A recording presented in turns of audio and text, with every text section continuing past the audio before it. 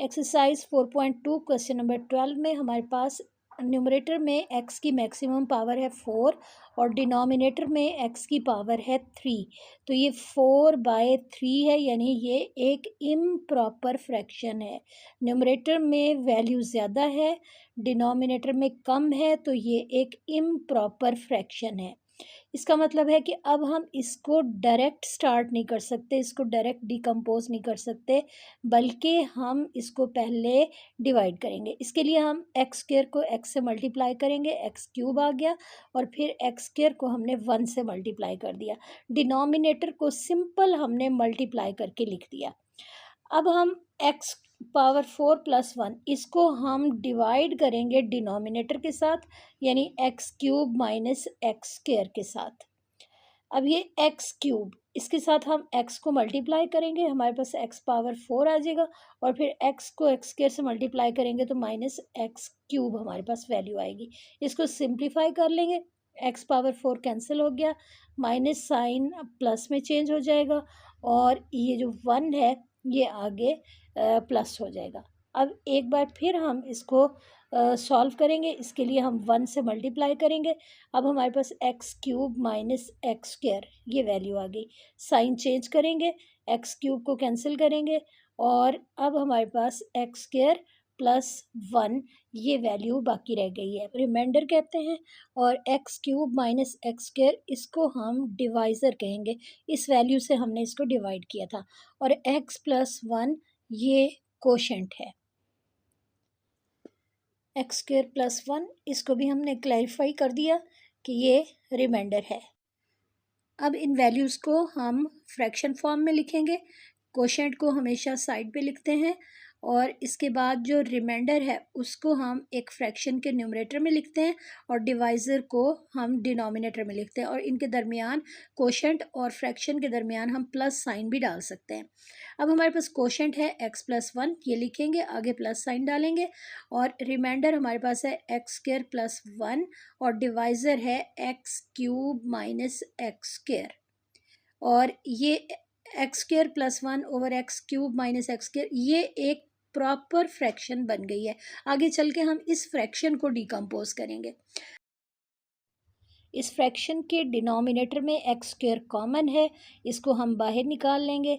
अब x square बाहर आ जाएगा, और ब्रैकेट में हम लिखेंगे एक्स माइनस 1, और इस फ्रैक्शन को हम यहाँ से लेंगे और इसको हम डिकम्पोज करेंगे।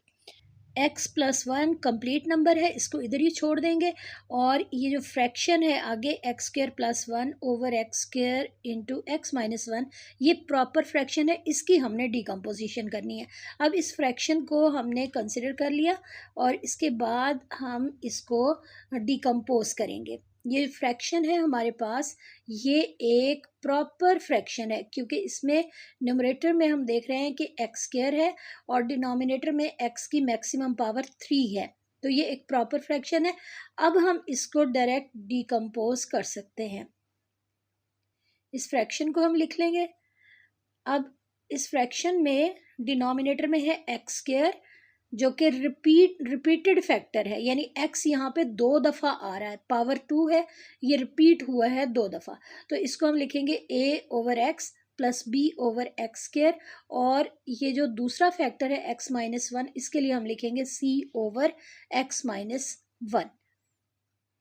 तो ये हमारे पास डिकम्पोजिशन होगी इस फ्रैक्शन की। ये जो हमारे पास प्रॉपर फ्रैक्शन, ये होल नंबर है एक्स प्लस 1, उसको उधर ही छोड़ दिया, और प्रॉपर फ्रैक्शन को कंसीडर करके हमने इसको डिकम्पोज कर लिया। एक फैक्टर था एक्स जो कि रिपीट हो रहा था, और एक्स माइनस 1 ये लीनियर फैक्टर है इसके साथ, तो ये हमने डिकम्पोजिशन कर ली।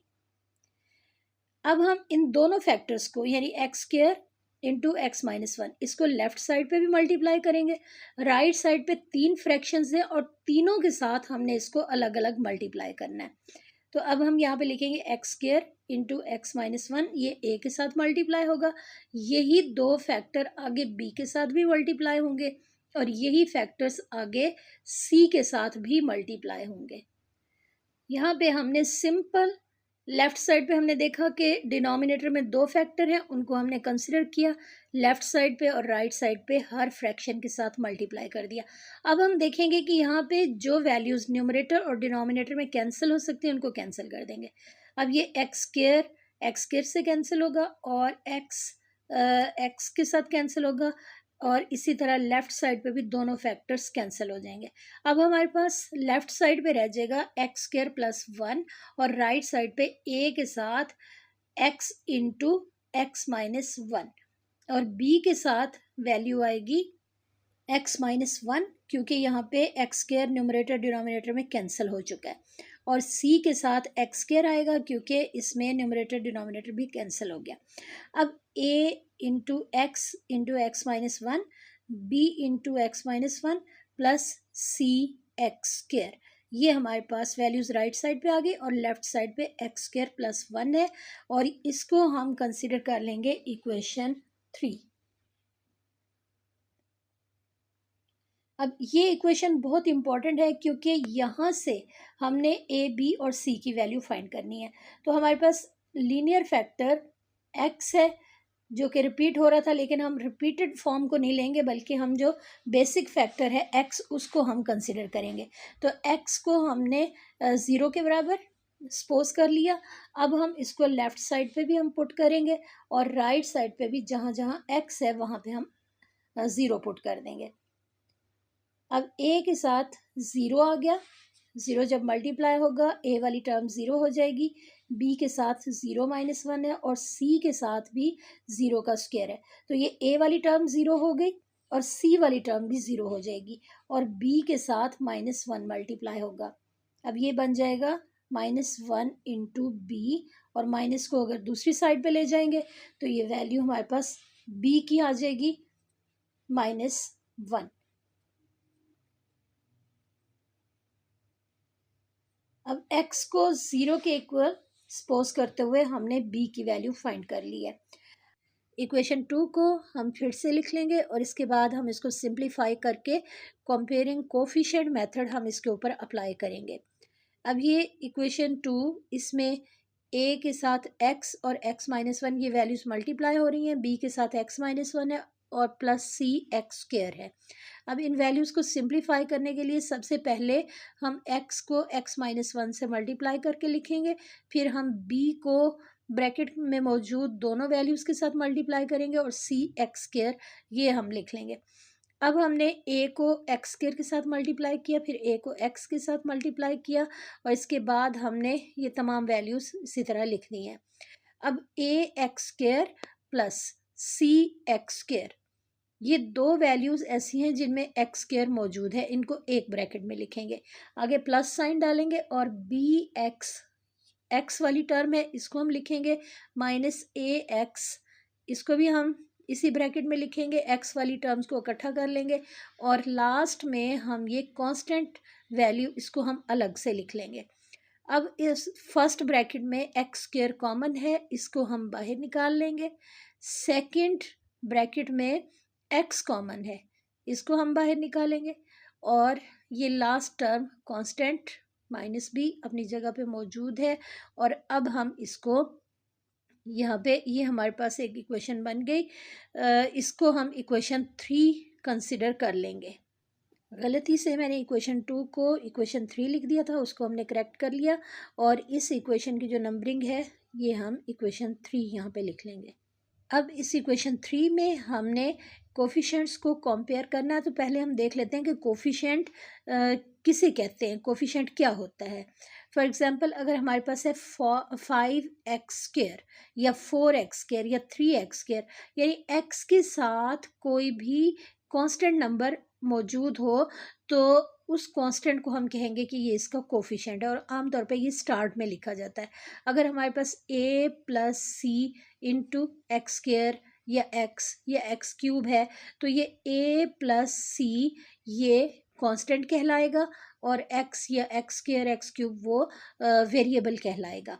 तो ये a प्लस सी जो है ये कोफिशेंट है एक्स स्क्वायर का। इसी तरह 1 एक्स स्क्वायर लिखा हुआ है, तो इसका मतलब है कि 1 कोफिशेंट है एक्स स्क्वायर का।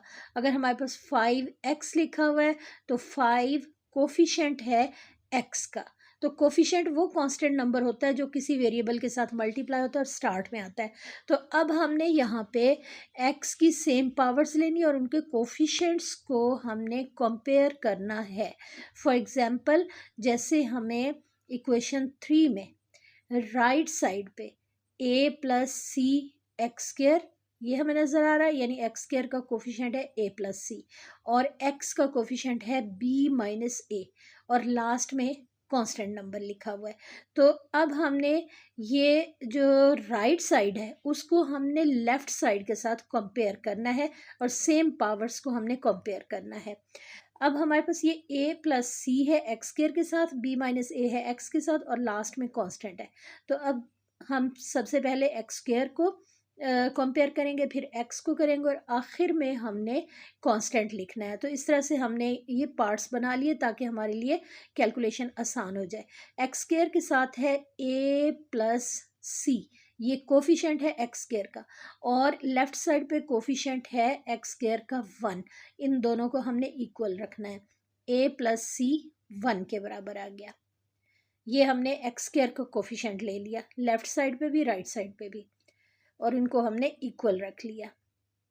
a प्लस सी 1 के इक्वल आ गया। अब x का कोफिशिएंट है b माइनस ए और दूसरी साइड पे यानी कि लेफ़्ट साइड पे कोई भी, अब यहाँ पे x का कोफिशिएंट b माइनस ए और दूसरी साइड पे कोई भी x मौजूद नहीं है, कोई कोफिशिएंट मौजूद नहीं है, तो हम यहाँ पे 0 लिख लेंगे। अब इक्वेशन 3 में कांस्टेंट है माइनस b और माइनस b जो कि कांस्टेंट है इसके इक्विवेलेंट दूसरी साइड पे कांस्टेंट मौजूद है 1। तो माइनस b को हमने 1 के इक्वल लिख दिया। माइनस साइन दूसरी साइड पे जाएगा और b की वैल्यू -1 आ जाएगी। ये वैल्यू हम पहले फाइंड कर चुके हैं। अब b की जगह पे हम वैल्यू पुट कर देंगे। b की वैल्यू है -1, b की जगह पे -1 लिख लेंगे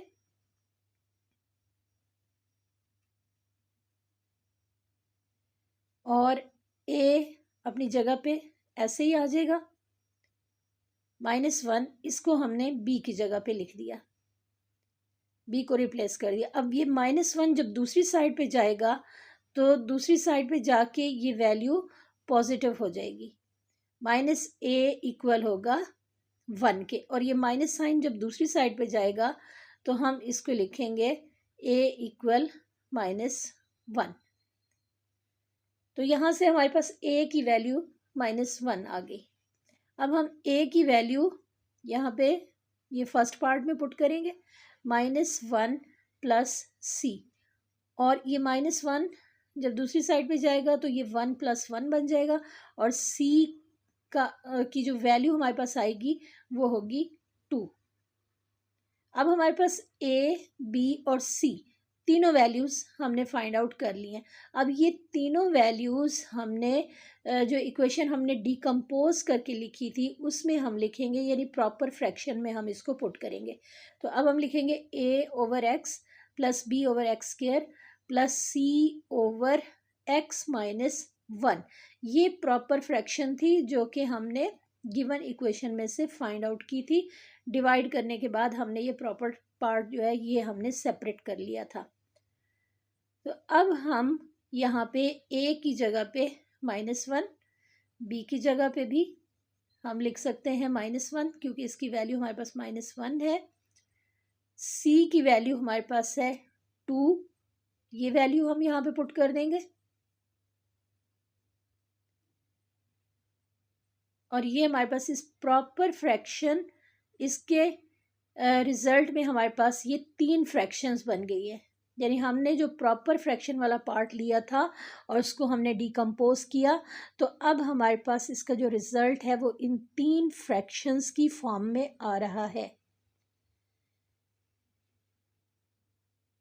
अब हमारे पास जो गिवन इक्वेशन थी डिवाइड करने से पहले x⁴ + 1/x² इंटू x - 1, इसको डिवाइड करके हमने x + 1 यानी कंप्लीट नंबर या होल नंबर हमने बाहर निकाला था और ये जो फ्रैक्शनल पार्ट है ये प्रॉपर फ्रैक्शन थी, x square plus 1 over x square into x minus 1, ये हमारे पास इक्वेशन 1 थी। इसमें हम इस प्रॉपर फ्रैक्शन की जगह पे ये 3 फ्रैक्शंस पुट करेंगे, एक्स प्लस 1 अपनी जगह पे आ गया। ये जो प्रॉपर फ्रैक्शन है इसको हमने डीकम्पोज किया था और डीकम्पोज करके ये फ्रैक्शंस हमने बनाई थी। तो अब हम इस फ्रैक्शन को रिमूव करके जहाँ पे भी होगी उसकी जगह पे ये 3 फ्रैक्शंस हम पुट कर सकते हैं। ये हमारे पास प्रॉपर फ्रैक्शन गिवन है और प्रॉपर फ्रैक्शन का जो आंसर हमारे पास आया है वो इन 3 फ्रैक्शंस की फॉर्म में आया है। तो इसको रिप्लेस करके इसकी जगह पे हम ये 3 फ्रैक्शंस पुट कर देंगे।